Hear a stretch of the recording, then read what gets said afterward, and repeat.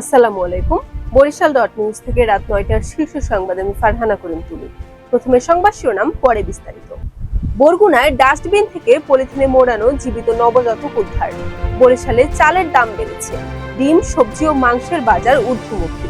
বরিশালে ৫০০ কেজি সরকারি সার মজুত। ব্যবসায়ী সহ আটক ২।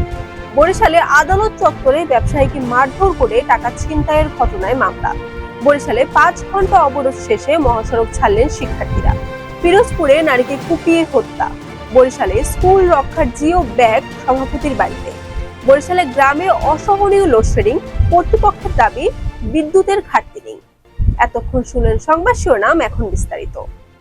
বরগুনা জেনারেল হাসপাতাল ও নার্সিং ইনস্টিটিউটে চলাচলকারী রাস্তার পাশের ডাস্টবিন থেকে পলিথিনে মোড়ানো এক নবজাতক কন্যা শিশু উদ্ধার করা হয়েছে।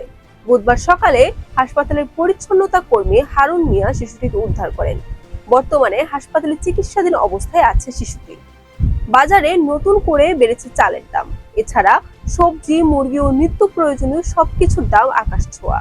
শুক্রবারে বরিশালের বাজার সহ বিভিন্ন বাজারে গিয়ে এমন চিত্র দেখা গেছে। বাজারে এক সপ্তাহের ব্যবধানে প্রায় সব ধরনের চালের দাম বেড়েছে ডিম, সবজি ও মাংসের দামও। বরিশালের মেহেন্দিগঞ্জে ৫০০ কেজি সরকারি সার বিক্রির উদ্দেশ্যে দোকানে মজুদের অভিযোগ ব্যবসায়ী আবুল কালাম ও ইজি বাইক চালক সুজনকে আটক করেছে পুলিশ। এ সময় ৫০ কেজি ওজনের ১০টি বস্তায় মোট ৫০০ কেজি সরকারি সার উদ্ধার করা হয়। বরিশালে আদালত চত্বরে মারামারি ও টাকা ছিনতাইয়ের ঘটনায় মামলা দায়ের করা হয়েছে।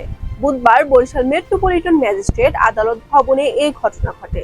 এই ঘটনায় বৃহস্পতিবার মেট্রোপলিটন ম্যাজিস্ট্রেট আদালত বাকেরগঞ্জ ইউনিয়নের ব্যবসায়ী মোহাম্মদ মনিরুল ইসলাম বাদী হয়ে মামলাটি দায়ের করেন।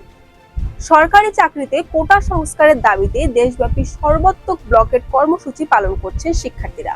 সারা দেশের সঙ্গে তাল মিলিয়ে কর্মসূচি দিয়েছে বরিশাল বিশ্ববিদ্যালয়ের শিক্ষার্থীরা। এ সময় তারা বরিশাল কুয়াকাটা মহাসড়ক অবরোধ করে আন্দোলন করেন। পিরোজপুরের নাজিরপুর উপজেলায় জুতিকা বালা নামে এক নারীকে কুপিয়ে হত্যা করা হয়েছে। নিহত জুতিকা বালা উপজেলার শ্রীরামকাঠি ইউনিয়নের উত্তর জয়পুর গ্রামের নারায়ণ বালার স্ত্রী। বৃহস্পতিবার রাত ১২টার দিকে ওই গ্রামে নিজ বাড়িতে খুন হন তিনি। বরিশালের মুলাদিতে নদী ভাঙন থেকে বিদ্যালয় রক্ষার জন্য বরাদ্দ করা জিও ব্যাগ প্রতিষ্ঠানের সভাপতির পুকুর ও বাড়ির ভাঙন রোধে নিয়ে যাওয়ার অভিযোগ উঠেছে। এ সময় ব্যাগ নিতে বাধা দিলে সভাপতির লোকজন শ্রমিকদের মারধর করেন বলে অভিযোগ করেছেন ঠিকাদার। ঘূর্ণিঝড় রিমালের আঘাতের সময় বরিশালের গ্রামগুলোতে ১৫ দিনের বেশি একটানা বিদ্যুৎ ছিল না। শহরগুলোতেও ছিল অন্তত ৪৮ ঘন্টা বিদ্যুৎ বিচ্ছিন্ন। এরপর বিদ্যুৎ সরবরাহ স্বাভাবিক হলেও লোডশেডিং সহনীয় পর্যায়ে আসেনি। তবে বিদ্যুৎ কর্তৃপক্ষ বলছে চাহিদা অনুযায়ী বিদ্যুৎ পাওয়া যাচ্ছে। তবে বিদ্যুতের কোনো প্রকার ঘাটতি নেই। যেহেতু ঘাটতি নেই, তাই লোডশেডিং থাকারও কথা নয়। Barishal dot news.